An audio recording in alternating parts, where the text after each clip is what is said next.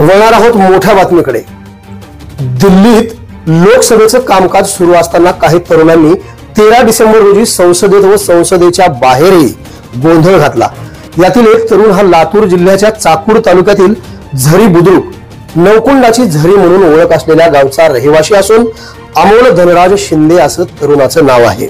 ही घटना संसदेत घडल्याची बातमी पसरताच लातूर जिल्ह्यातील पोलीस दल अमोलच्या घरी जाऊन त्याची सखोल चौकशी करत आहेत। सैन्य भरती आणि पोलीस भरतीचं स्वप्न डोळ्यासमोर ठेवून तो भरतीची तयारी करत होता। मात्र त्याचं स्वप्न उद्ध्वस्त होत गेलं आणि मनात व्यवस्थेबद्दल कधी चीड निर्माण झाली हे बहुधा त्यालाही समजलं नाही। आई वडिलांनी काबाड कष्ट करून लहानाचा मोठा करत शिक्षणासाठी पैसा पुरवला। सुखाचे दिवस येतील असं वाटत असतानाच हा दिवस त्यांना पाहायला मिळाला। दरम्यान घटनेनंतर अमोल शिंदे याच्या गावात दहशतवाद विरोधी पथक ही पाठवण्यात आलं आहे। हे पोलिसांचे पथक व दहशतवादी विरोधी पथक गावात जाऊन त्याच्या कुटुंबियांची चौकशी करत आहेत। अत्यंत गरीब कुटुंबातील हा तरुण असल्याची माहिती समोर येत आहे, पण त्याने हे जे कृत्य केलं आहे याबाबत गावातही आश्चर्य व्यक्त केलं जात आहे।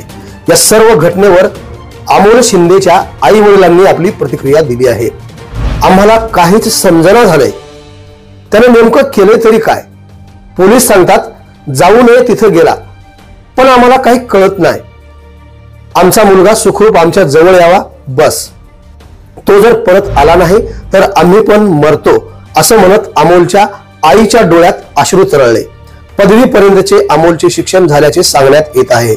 सध्या तो पोलीस भरतीची तयारी करत होता। त्याचे कुटुंब अत्यंत गरीब आहे। आई वडील 2 भाऊ मजुरी करत आहेत। अमोल देखील मिळेल ते काम करायचा अशी गावात चर्चा आहे। काही दिवसापूर्वी गावातून तो मुंबईला गेल्याची चर्चा देखील गावात आहे, पण पुढे तो कुठे गेला, तो कोणाच्या संपर्कात आला याची माहिती मात्र कोणालाच नाही असं गावातील लोकांकडून बोललं जातंय।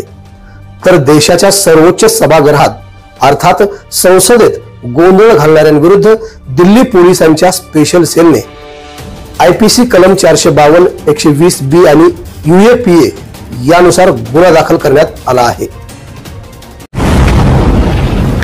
आवाज बहुजनांचा।